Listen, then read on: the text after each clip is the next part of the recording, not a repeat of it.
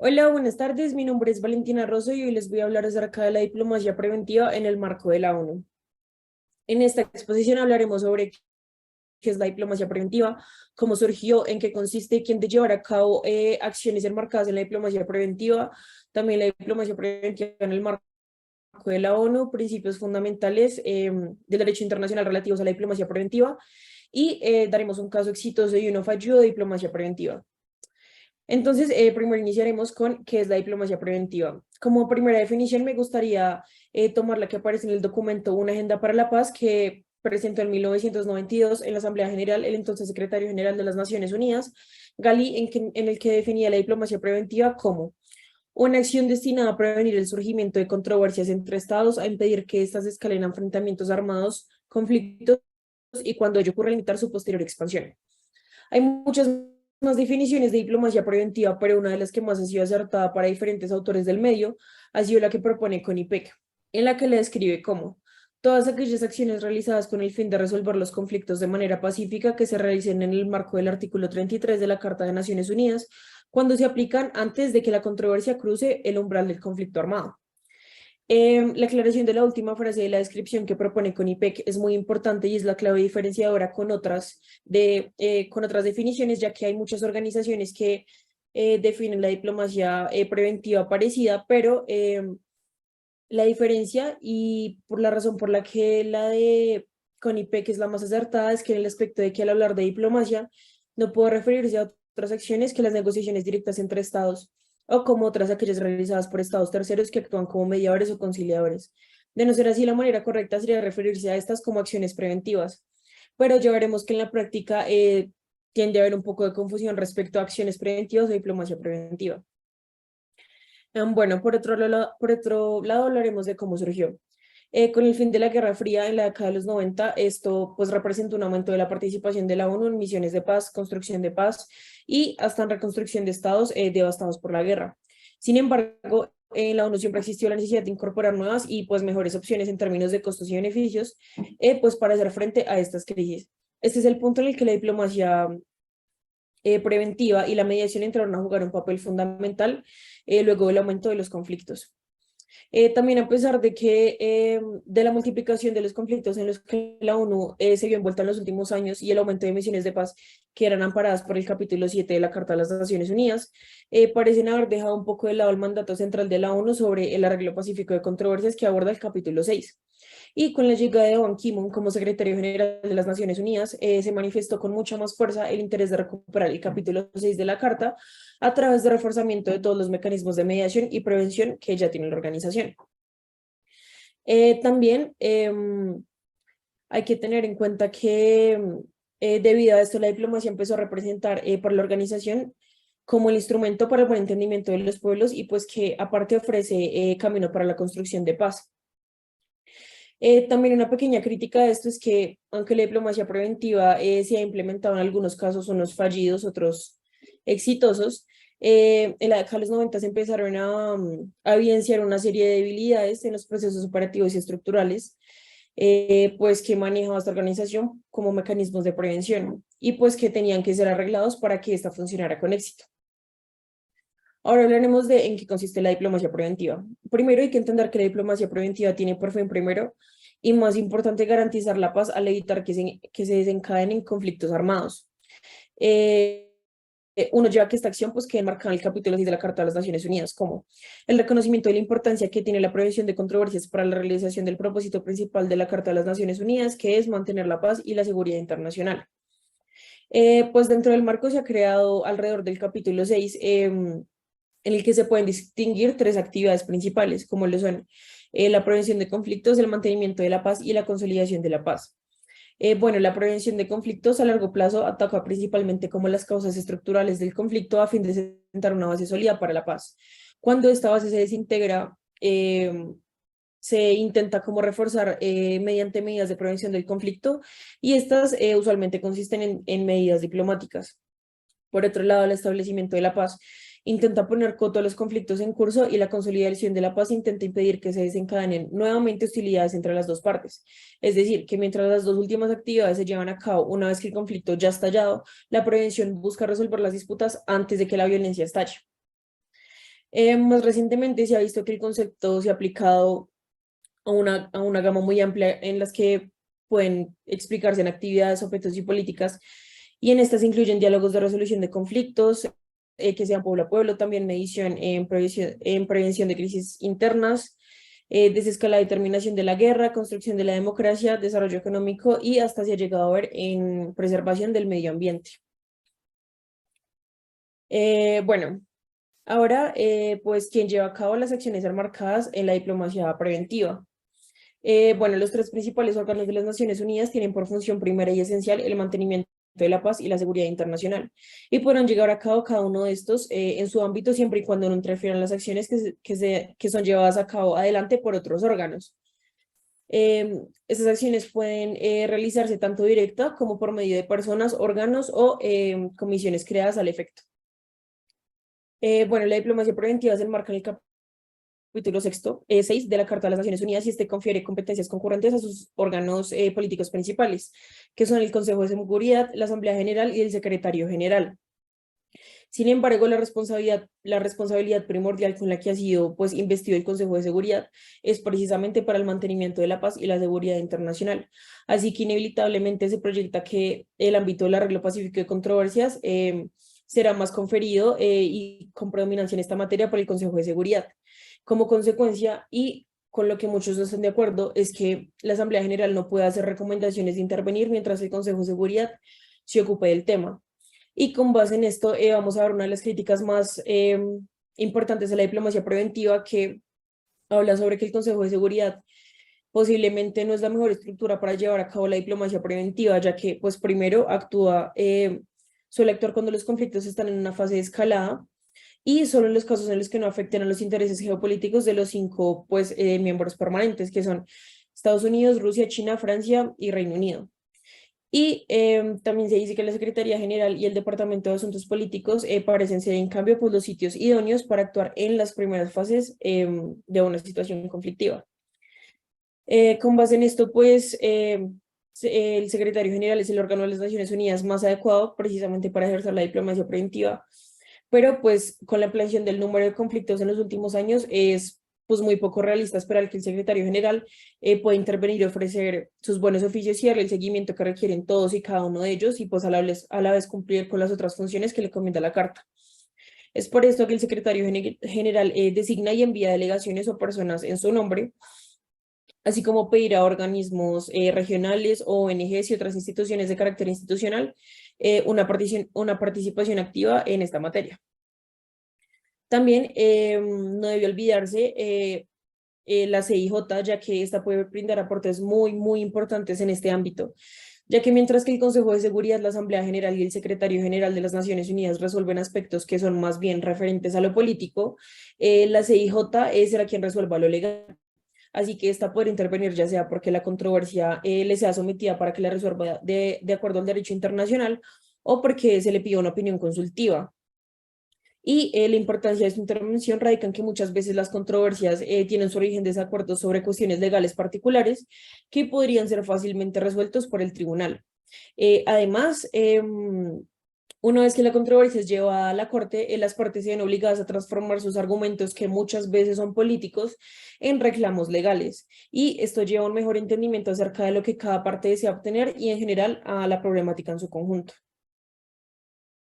Ahora hablaremos sobre la diplomacia preventiva en el marco de la ONU. Bueno, en el marco de esta organización se crearía una serie de instrumentos para la prevención y resolución de conflictos, entre los cuales claramente se encuentra la diplomacia preventiva, el establecimiento de la paz, el mantenimiento de la paz, la consolidación de la paz, el desarme, las sanciones y la imposición de la paz. Esta organización cuenta con una serie de herramientas dirigidas a la creación de confianza, el aseguramiento de la alerta temprana, creación de misiones de investigación oficiosas y oficiales, así como la posibilidad de incorporar un despliegue preventivo y en determinadas situaciones zonas desmilitarizadas. Estos son los instrumentos que utiliza la ONU en el marco de la diplomacia preventiva para los conflictos. Así que procederé a explicar cada uno. En el primero, medidas para consolidar la confianza. Este primer punto es esencial y muy importante también, junto con las acciones de buena fe, precisamente para reducir la probabilidad de conflictos entre estados. También se pueden implementar las medidas de fomento, consolidación de confianza entre los estados soberanos, pues que incluye la existencia o aumento de intercambio con representantes de las organizaciones, también un intercambio sistemático de misiones militares, medidas que fomenten la libre circulación de información,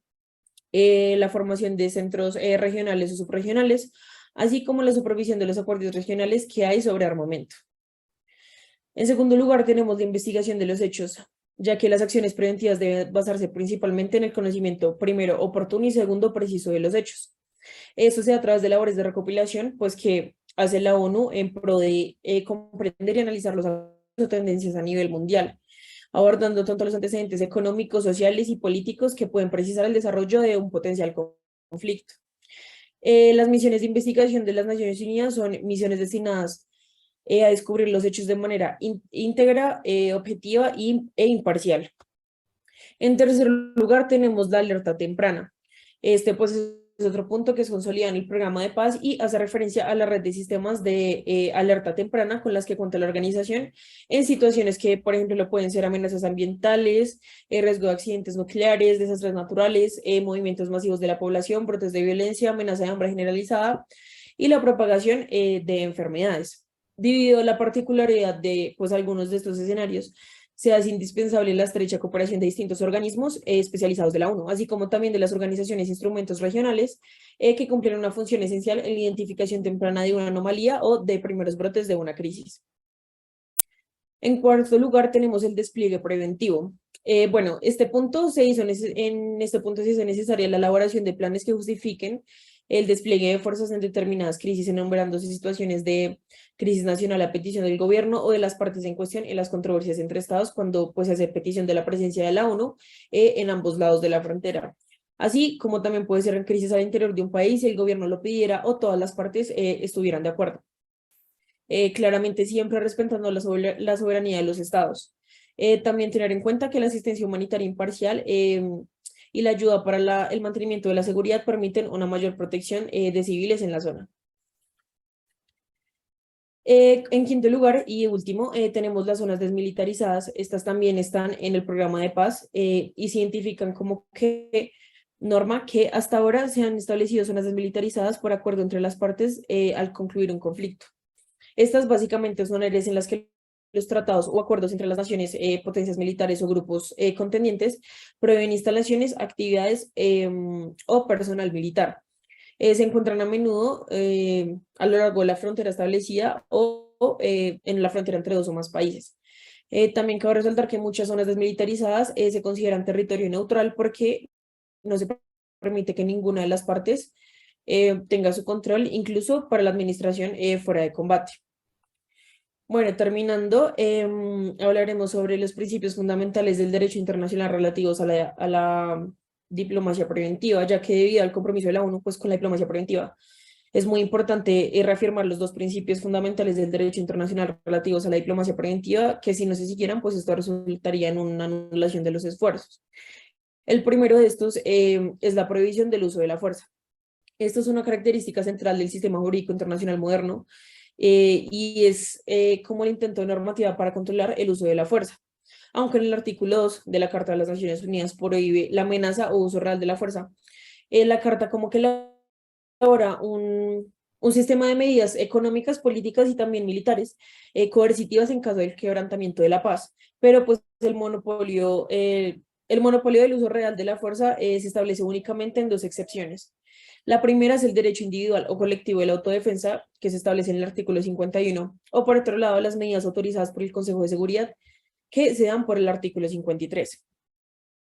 En segundo lugar, se encuentra la solución pacífica de controversias. En consideración con el derecho internacional moderno, está el artículo 2 de la Carta de las Naciones Unidas, que obliga a los Estados miembros a resolver sus controversias internacionales por medios pacíficos y de tal manera que la paz y la seguridad internacional no estén en peligro. Y en el capítulo 6 de la Carta está completamente dedicado a este fin.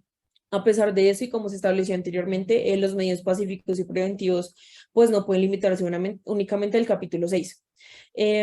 También es igual de importante en la evolución y adaptación de la diplomacia preventiva a los escenarios contemporáneos el aporte que hace la Comisión Carnegie para la prevención de conflictos violentos, que publicó numerosos libros, artículos y pues dio su informe final en 1997.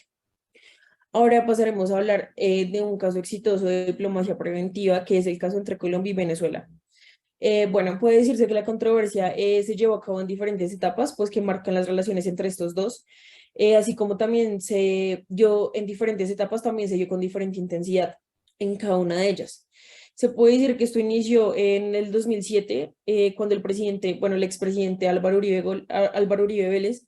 excluyó al presidente Hugo Chávez de las negociaciones para la liberación de secuestrados en Colombia por parte de las FARC, lo que afectó pues las relaciones entre estos dos jefes de Estado y esto generó consecuencias negativas en sectores socioeconómicos y diplomáticos para ambos. Esta ruptura también se da en marzo del 2008, tras la muerte de Raúl Reyes en la frontera ecuatoriana. Es aquí cuando Hugo Chávez decide cerrar la embajada de Bogotá, además de dar por terminadas las actividades de la embajada de Colombia en territorio venezolano. Después de esto, en julio de 2010, se da una sesión extraordinaria de la OEA, donde Colombia entregó pruebas de presencia de grupos guerrilleros en territorio venezolano. Una vez más, debido a esto, se deterioraron mucho las relaciones entre los dos países y Chávez anunció el rompimiento de relaciones diplomáticas y ordena a todo personal de la embajada colombiana a abandonar el territorio venezolano. Es aquí como cuando Juan Manuel Santos en el 2010 inicia un nuevo ciclo de relaciones con Venezuela y se restablecieron las relaciones entre las dos naciones y tomaron pues un mejor rumbo haciendo que se reactivara el comercio, usando de esta manera la diplomacia preventiva desde que él era ministro de Defensa para futuro evitar una posible escalada de los conflictos ya existentes y dando solución a esta crisis entre Colombia y Venezuela con clara intención pues de mejorar dichas diferencias políticas. Bueno, como segundo caso tenemos el caso fallido de diplomacia preventiva, que es el conflicto de Kosovo, especialmente entre 1998 y 1999, en el que, bueno, de la dificultad para reunir la voluntad política de las partes en conflicto, así como también una debilidad institucional de las misiones que había de observación de la ONU en Kosovo, las limitaciones, también se tenía que tener en cuenta las limitaciones del principio de soberanía para pues, la realización de un despliegue que pues buscará resolver la crisis y pues también el no generar el correcto acercamiento entre los actores y contribuir pues a una escalada mayor del conflicto luego de las fallidas negociaciones. Bueno, en esto cabe decir que el Consejo de Seguridad señaló que las misiones de la CSCE de larga duración eran un ejemplo de diplomacia preventiva realizada en el marco de la ONU y habían contribuido en gran medida a promover la estabilidad y también a disminuir o contrarrestar el riesgo de violencia en Kosovo. También hay que tener en cuenta que la diplomacia preventiva no debe hacerse sin reconocer también pues las dificultades que son inherentes al conflicto que se está tratando. Y pues esto se ve representado en que hay un número de estudios muy grande que han demostrado que las guerras internas a menudo son más difíciles de resolver a través de la diplomacia que las guerras interestatales. Es por esto pues que se vieron esta clase de dificultades reflejadas pues en el uso de la diplomacia preventiva en el caso pues de la diplomacia preventiva de la ONU en el conflicto de Kosovo, que fue como reunir la voluntad política de las partes, también la debilidad institucional de las misiones de observación de la ONU, que fue lo que dije antes, las limitaciones que son respecto al principio de soberanía, también el no correcto acercamiento de los actores, que era un conflicto interno, el fracaso de alerta temprana que hubo y también la debilidad en la elaboración de una estrategia preventiva operativa y estructural por parte de la ONU.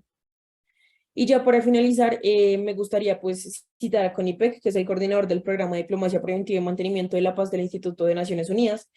para la investigación y el entretenimiento, quien dice, Preventive diplomacy is not only more cost effective in financial terms, it is most cost effective in human terms. Muchas gracias.